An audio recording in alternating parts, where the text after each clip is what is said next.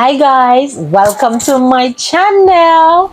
You know how long I want to have my own channel? But anyways, welcome to my channel. It's called Simply Michelle. You know, on this channel we'll be sharing positivity and storytelling, and we have a lot of fun. This has originated from my childhood.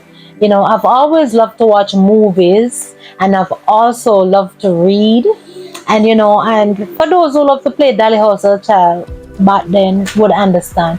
And I was just so fascinated with the whole movies and the storyline and reading books and how it's able to take you to another place and put you into a good mood and all of those things.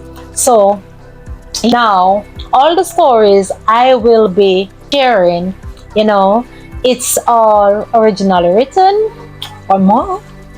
So don't be afraid, as you tune in, share what you think about the stories, share with me, and come along, be a part of the family, and let us just build a community and have a good time, right? So here, just be free to be truthful, because if there's anything, I love the truth, but nevertheless, on the good vibes around here. So let's get into it. This story is called The Promise. Ben dashed under the fence and ripped his pants. He felt the sting where his pants was torn, but the news of his mom passing has left him numb. The pain in his heart has distracted him from noticing the blood running down his ankle where the barbed wire has pierced his leg. He picked up speed as he turned the corner and was able to see his home in view. He made a sudden stop at his gate, knelt to the ground, caught his breath, and yelled, "No!" Ben was born in a poor family that had lots of struggles and health issues. As a result, he lost both his parents at the age of 7 years old to leukemia due to the negligence to their health, overworked, getting up early before dawn to labor. Can you imagine losing both your parents at 7 years old? Ben was devastated. His only living relative was his father's sister, Aunt Gwen. She was an elderly woman that was ill and could hardly take care of herself. However, she took Ben in. But she did not have the slightest idea of how to deal with an angry, defiant child. Therefore, Ben spent most of his time roaming the streets of the village. He would regularly be edgy, shouting, swearing at others, kicking any and everything in his path. His aunt was poor, but she was a proud woman. Even though she knew Ben was more than she could handle, she refused to honor the request of her late sister-in-law. Aunt Gwen sat and stared at the letter in her hands that she had read repeatedly since the passing of her brother and his wife. With tears in her eyes, she knew it was time to make the decision she had long ignored. 20 minutes later, Aunt Gwen stepped into Ben's room and sat on the edge of his bed where he laid. "Boy, I know you're not sleeping. Sit up. We need to have a talk," said Aunt Gwen.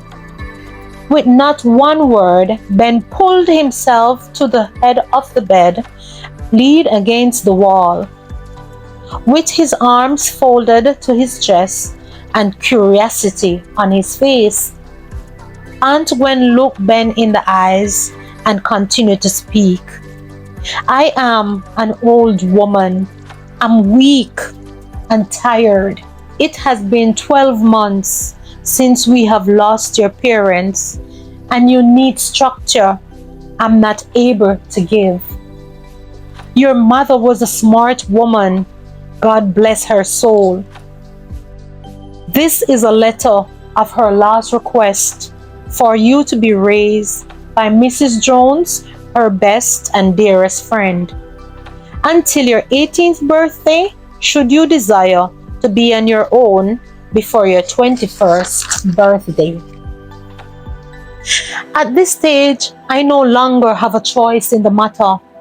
Therefore, I am asking you not to give this good woman any problem. She has been nice enough to handle your mom's affair, and she has been good to our family over the years. Even though she is from high society with great respect near and far, she has never looked down on us as laborers, but received us as family. So, Ben, I know you are only 8 years old, and I have no right asking this of you. Aunt Gwen reached over, took Ben's hand into hers.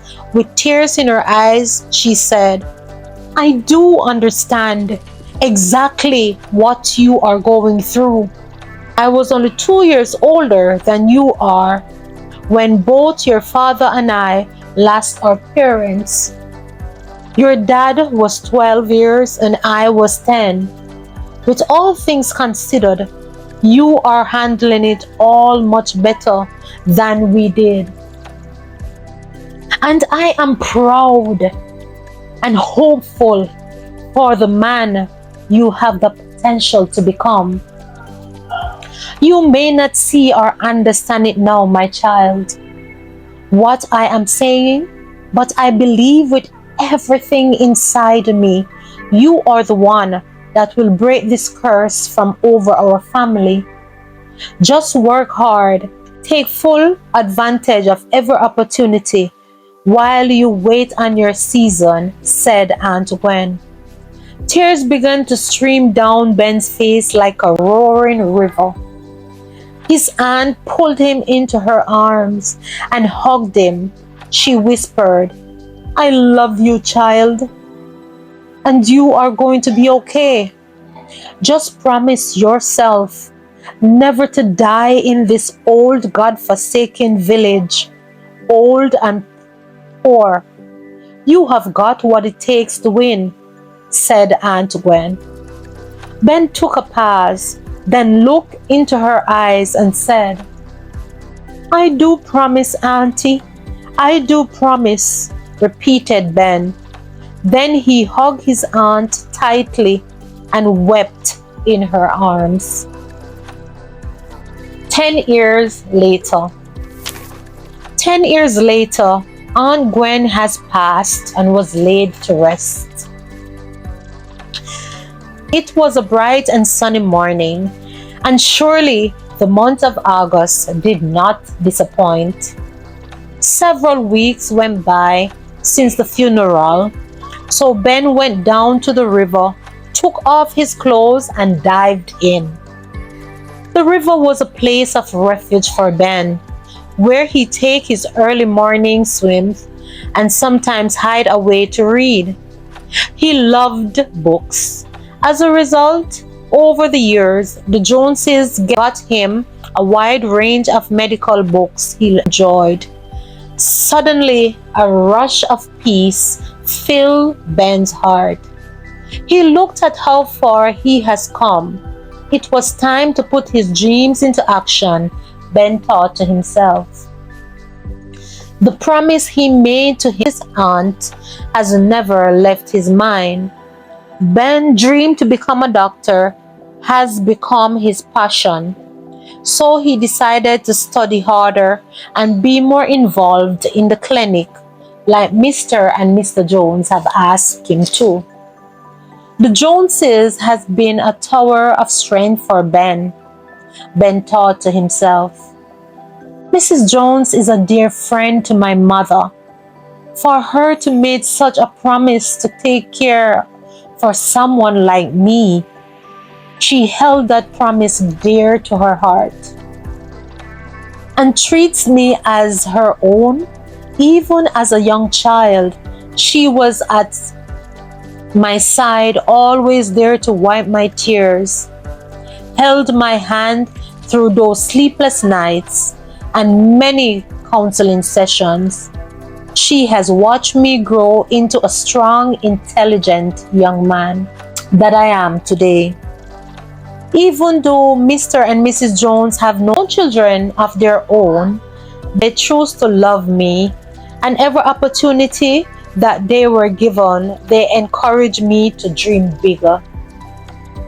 Although the Joneses were well off, some would consider to be filthy rich, they taught me to work for what I wanted, because nothing in this life was for free. And I appreciate that a whole lot, because in a hard working man's life, there will be seasons. And in the season that the Lord had provided, he should spread his wings and made use of every opportunity, said Ben. Mr. Jones had not taught Ben anything he himself has not practiced.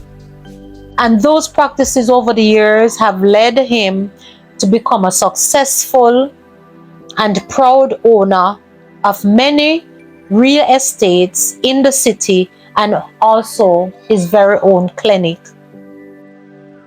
He is a good man. He have oftentimes give back to the villagers his time and support. His hope is that Ben would one day take over his clinic. However, he will not impose it on Ben. Mr. Jones is hoping for it to be a mutual understanding. Even though he have always dreamt of having a son of his own, but for whatever reason, the Lord had found it fit that that wasn't in the cards for him. Mr. Jones found it joyful and peace in knowing that they had been under their roof to take care of him, to groom him, and help him to find himself in this world. 3 years later, 3 years later, Ben was pacing the halls. It will be his 21st birthday in the next 24 hours.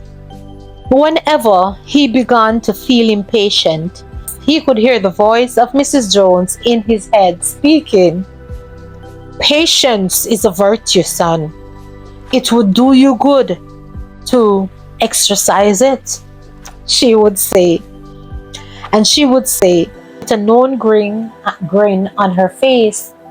Soon, Ben realized he was standing in front of Mrs. Jones in the kitchen. Good morning, Auntie, said Ben.